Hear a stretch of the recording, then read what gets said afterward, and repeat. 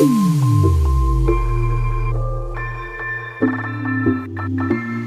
Guys, आप सबका स्वागत है वर्ड ऑफ द डे में। और आज हमारा एपिसोड नंबर है 3rd, जिसके अंदर हम लोग देखेंगे एक नए वर्ड को विद मीनिंग एंड एग्जांपल्स। मैं ये क्यों सीरीज लेके आ रहा हूं, क्यों इस एपिसोड को बना रहा हूं, ताकि आप डे टू डे लाइफ में इंग्लिश को यूज कर सके। याद रहे, if you don't use it you will lose it, if you don't use it you will guaranteed lose it. याद रखिएगा, अगर आप यूज नहीं करेंगे तो लूज करेंगे। इसीलिए the better you understand the better you speak English. Actually जितने अच्छे से समझेंगे, जितने अच्छे से प्रैक्टिस करेंगे, उतना ही अच्छे से आप इंग्लिश बोल पाएंगे। तो ये सब सीरीज बनाने का सिर्फ एक ही कारण है कि आप अच्छे से अंग्रेजी सीख सकें, और कुछ नहीं। ऑलराइट गाइस, अगर आप सीख लेंगे तो मेरा जो मेहनत है वो कहीं बेकार नहीं जाएगा।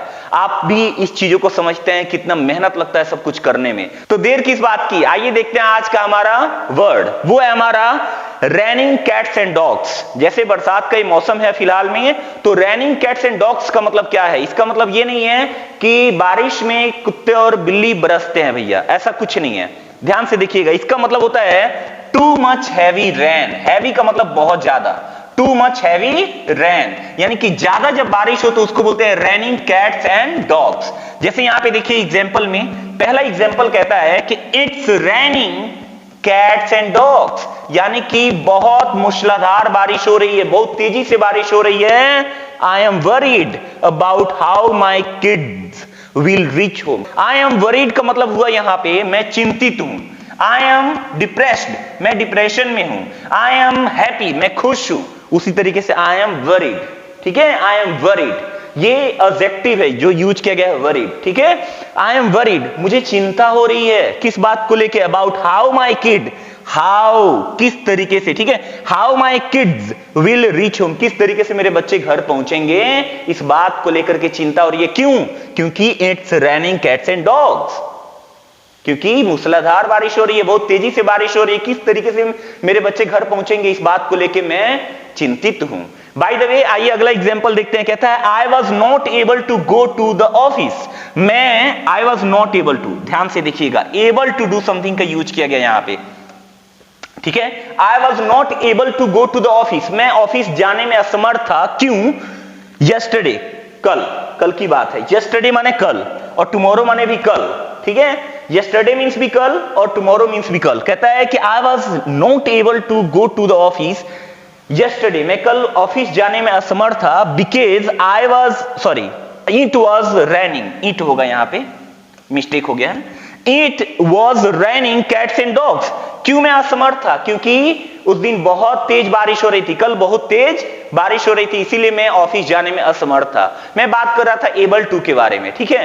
एबल टू का यूज किया जाता है जब आप किसी चीज को करने में समर्थ हैं, और अनेबल टू का यूज किया जाता है जब आप किसी चीज को करने में असमर्थ है। जैसे I am able to speak English, मैं अंग्रेजी बोलने में समर्थ हूं, सक्षम हूं, लायक हूं, योग्य हूं।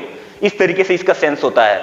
आई was not able to speak English, मैं अंग्रेजी बोलने के समर्थ नहीं था, यानी कि मैं अंग्रेजी बोलने में योग्य नहीं था। इस तरीके से इसका यूज किया जाता है। कभी इस पे मैं पार्टिकुलर एक वीडियो बनाऊंगा। मैं सोच रहा हूं इसके बारे में भी कि स्ट्रक्चर का भी पूरा का पूरा सीरीज लेके आऊं मैं, यानी कि पूरा जितना भी स्ट्रक्चर है इंग्लिश के दुनिया में, सबका एपिसोड रहेगा। एपिसोड 1, एपिसोड 2, एपिसोड 3, एपिसोड 4, इस तरीके से। गाइस, मैं काम करना चाहता हूं, करूंगा भी, क्योंकि देखिए, अगर मैं रुका हुआ था तो मेंटली कहीं ना कहीं प्रिपेयर हुआ हूं, मेंटली मैं मजबूत हुआ हूं, और अब जो है धूम मचाना है तो मचाना है। इसीलिए ब्रेकर्स जब लाइफ में आए ना, तो कुछ लोग होते हैं जो अपने आप को ब्रेक करते हैं, तो कुछ लोग उस ब्रेकर को तोड़ करके रिकॉर्ड को ब्रेक करते हैं। तो लाइफ में प्रॉब्लम अगर आए तो घबराने से क्या होगा, अरे जीने की तरकीब निकालो, मर जाने से क्या होगा।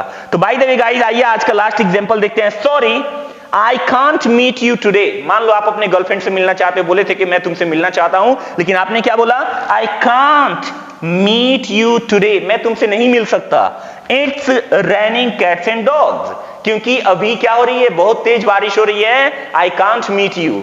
वैसे बारिश में मिलने का भी मजा कुछ और होता है। जो लोग गर्लफ्रेंड बॉयफ्रेंड होंगे, अगर देख रहे होंगे वीडियो, तो समझ पा रहे होंगे कि उसमें भी मिलने का मजा कुछ और होता है। तो बाय द वे गाइस, आज हमारा ये वर्ड था raining cats and dogs. I hope आप समझ गए होंगे किस तरीके से इसको यूज करेंगे। नीचे कमेंट जरूर कीजिएगा कि क्या आपने कभी इस सिचुएशन में गए हैं और वहां पे इस तरीके से फेस किए हैं, तो आप लिख सकते हैं उस कमेंट को, मैं जरूर लाइक करूंगा। मिलेंगे चौथे एपिसोड के अंदर नए वर्ड के साथ, तब तक अपना ख्याल रखिएगा। Have a nice time. जय हिंद।